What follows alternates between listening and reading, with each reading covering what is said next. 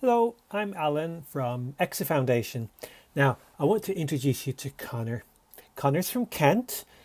I think I first met Connor through all of the various festivals and jams and events that we've attended over the last few years. But when I first met him, I remember he was working for a manufacturer of printed circuit boards. In fact, these kind of things, but you normally find them inside devices like computers, laptops, whatever. Now, Connor's going to discuss his career in tech with us, but I have 5 questions that I want you to try to answer. Let me show you what the questions are. Okay, I'm going to try and read through them quickly. So, number one, what project of Connor's made it to the big screen?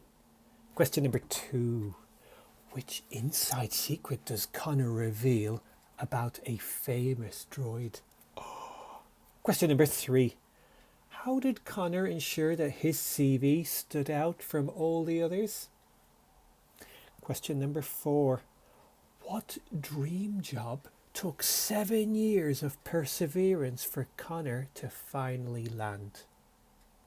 And the final question, question number five, what does Connor believe about using social media? Well, we're now going to go and find out. Could you introduce yourself, and then could you tell us something that you've done as part of your work, something that you're very proud of? So, Yeah, are you of there, course. Connor? Hello. Yes, yeah, I'm here. So my name's Connor. I'm in Rochester in Kent, and I think it was about 10 years ago. I was actually at an engineer's careers carousel as part of my early sixth form. And it was actually the way that I first got into my career. So, and also playing devil's advocate with Keris, I actually quite enjoyed school. But I did leave before I managed to finish my A levels. But yeah, so I mean, how I sort of got into everything was Engineers Careers Carousel. There was a company there. It was a PCB manufacturer, and I was ridiculously intrigued by this. Both my dad and granddad were both in companies that used to manufacture PCBs, and the company that I saw just so happened to be the company that they both worked for.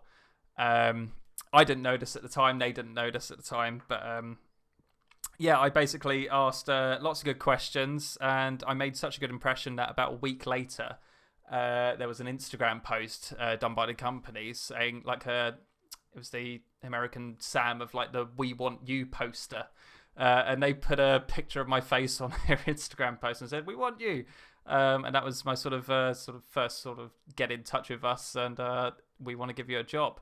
So it was a very lucky, very right place at the right time sort of thing. But yeah, engineers careers carousel, and I suppose it's very similar to this. It's definitely worth obviously trying to take up opportunity and as many opportunities as possible, and going to pretty much see everything you can. Um, So, for all the projects you've worked on, yeah, so is there one I've that stood out? Would you say? so I've got like two small projects that I could probably mention. I mean, I'm not a techie person. I'm very much the sort of, there are other people that work in tech that aren't techie. So I am that person. But there was one project very early on in my career that I loved, and I'm now actually able to talk about because a certain Mouse's lawyers have said so. So it's not really anything that's contributed to my career afterwards, but chances are I'll see my work on the big screen for years to come. So my first year of working at the PCB manufacturer, those little green things that have components in computers. I basically had an email that looked very fishy, and someone was asking for some printed circuit boards. And they were like, "Oh, we want it really fast. We want loads, and we want it delivered to Pinewood Studios." So I was a bit curious. I was like, Pinewood Studios, I know that. They seem to make some films there. And they had a very funky code name on their delivery address, and it was something to do with food, and it was one of the production names for a film. And it turns out they were making the latest triple Star Wars films.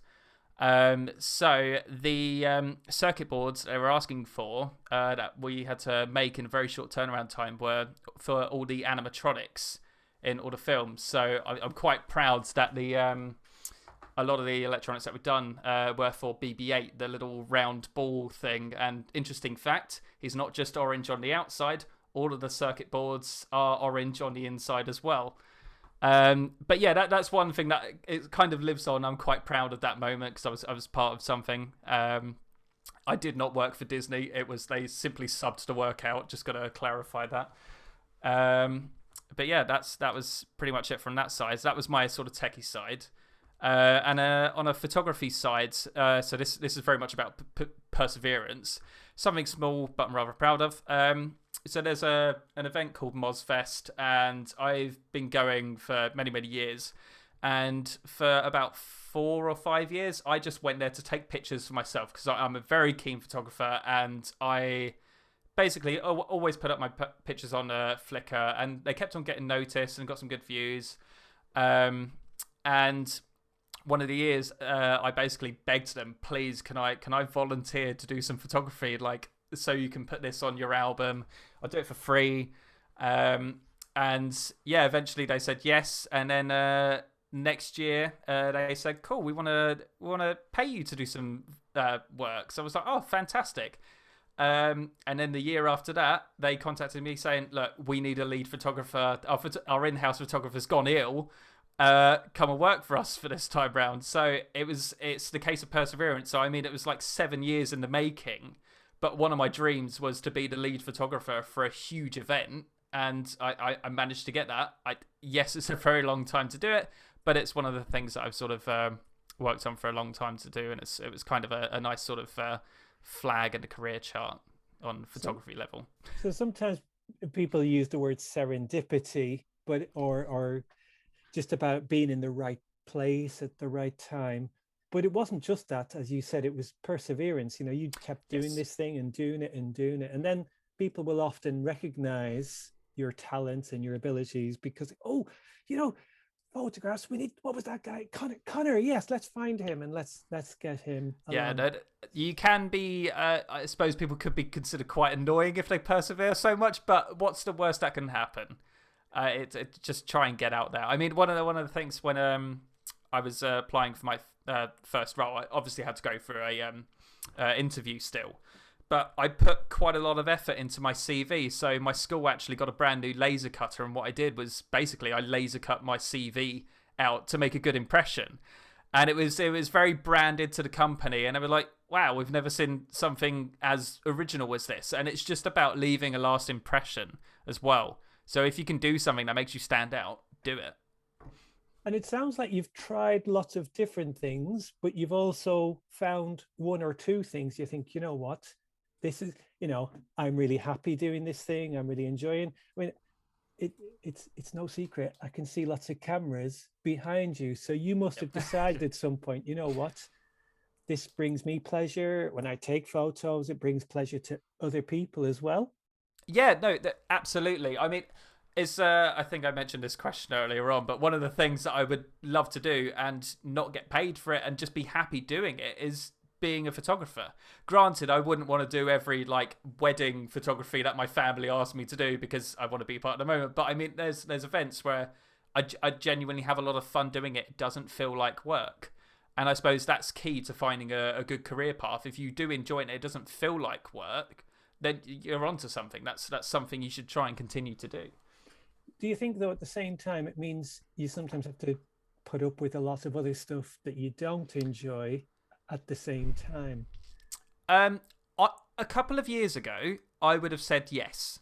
But I've been very fortunate in my current role. I suppose that sort of brings us on to the next question of what was my route into the current role. Sorry, it's not like I knew what question you were going to ask.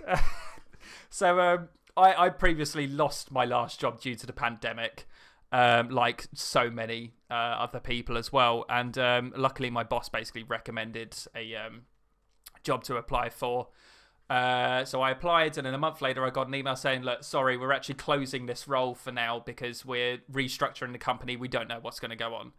And this is the case of the perseverance thing. And I got back in touch every single month with them. Is be like, look, how's things going? Is it going well? And I got an email back one day and I was like, yeah, we're going to open the role back up. It's changed a little bit. And so I read through job description. Actually, that's even better. Um, so yeah, I applied for that. I don't know how many applicants there were. There might have been one. I might have just been very lucky. There might have been 100. I don't know. But always treat yourself as though they've specifically picked yourself. Don't do yourself down, because if there was only one applicant, it doesn't matter. You're still technically the best person for the job. But yeah, that's perseverance once again, I suppose. So I'm really glad we've had this opportunity to chat, because it sounds like some of the things you're talking about, you can buy these posters, you see these things online on social media, these motivational sort of quotes, and there's two of them that you reminded me of. One of them is, do more of that thing that brings you happiness, or if something makes you happy, well, do lots of that. And the other one is it's about, oh yeah, if you really want to do something, do it. Like sometimes people say to me, oh, I really want to be a teacher. We'll go and do it. And they said, but I'm not in a school. You don't have to be in a school to be a teacher. You don't have to be employed as a photographer to be a photographer. And it sounds exactly like that. So it sounds like you found, and you can derive happiness from doing the things that you enjoy, and you didn't wait for somebody to tell you. So exactly that. I mean, photography, unfortunately, given that there's no events happening at the moment, is basically zero. And it's nice to see some of my photography friends actually starting to get the jobs again that they were getting, which is fantastic. But I mean, the job that I'm now in is only a part-time role, but I've never been so happy in a role before. Once again, it doesn't feel like work. No, it's not photography. Photography is something I can do on the side. But I found that having this like less hours in terms of work to do has freed me up so much in terms of my personal time. My mental health is so much better than what it was. And my quality of living is fantastic. I don't have to commute into London, so I'm saving 2 hours there every single day. And I'm doing 2 hours less work a day than a full-time role. So I've got back 4 hours money on travel as well. Saving money as well. And so it's just having a decent salary is not always a good compromise for doing lots and lots of work. So don't undersell yourself. See what value you're worth. Just sticking with photography for a moment. Like if let's just roll back the years a little bit and say, here's 14-year-old Connor. He's at school. He's getting to make his GCSE choices. And Connor's thinking, I want to be a photographer. I want to be a photographer. But there was no GCSE in photography. So what do? Do you go, well, that's it. No chance. I'm never going to work. It was actually a bit disheartening when I was at school and obviously getting into photography. I think it was about 14 when I started getting into it. My granddad basically had this old DSLR that he gave me, and I just went around and started messing around with it. And luckily, there was a photography club that started in my school. But I was in it for about 2 weeks, and I said, Connor, this isn't the right place for you. You're too advanced. I know that's like putting me out there. Yes, I'm blowing my own trumpet. But it was... There was like, you need to try and find something at your level because you've got a talent and you need to try and use it. So unfortunately, there was no sort of outlet to try and pursue that career. But I mean, I do it as a happy thing on the side. Like I do it when I want to do it and I enjoy it and I get to travel around for it as well. So just because there's not a particular subject for it doesn't mean that you can't do it in the future, because chances are there's subjects that you're learning at the moment, and there's jobs when obviously you leave school. There are jobs that obviously don't have subjects around it. AI has only just become a recent thing, and there haven't been any school subjects on it until recently, and yet this is the next big thing. So don't be disheartened. Get a good foundation in like relative skills, and then obviously you can work on that. You can spend some time of your own working on your own subjects as well. That's fantastic. Right, we're going to finish off with one final sort of silly question that was suggested by our audience. So this one, Connor, if you could only ever use one of these social media platforms in future, Twitter, Facebook, or TikTok, and you couldn't use the other two, which of the Each of them would be Is there an Twitter. option to not use any? No, you have to use one Ah, of them. um, I would probably say This could be Twitter.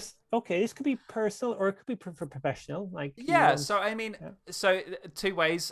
Twitter is great for getting news fast and finding out different opinions, but the worry is that you can sometimes get into a silo as well. So it's very one-sided conversation. They don't necessarily have that. So it's worth looking at all points of views. But I would say Twitter is probably the best Don't one. you think there's a danger though? Some people overshare. Like just let's say you've been cleaning your kitchen or polishing your oven or Yes, something. hence why I have a private profile. It's mainly to air out your dirty laundry, but at the same time, if you know someone and you want to talk to them there, it's a good place to communicate. So I think you're saying there are some good platforms out there, but be careful what you post. And it's good Oh, to have definitely. a professional one Definitely. I for work. think when so when I started applying for jobs, I generally just go through your social media and just give it a good cleanse. Get it Because nice and you see sparkly these, like that oven. yeah, you see these random tweets from when Elon Musk done something 20 years ago or whatever. Yeah, not that Twitter was around 20 years ago, but yeah, just if you are applying for jobs, just give your background a little check.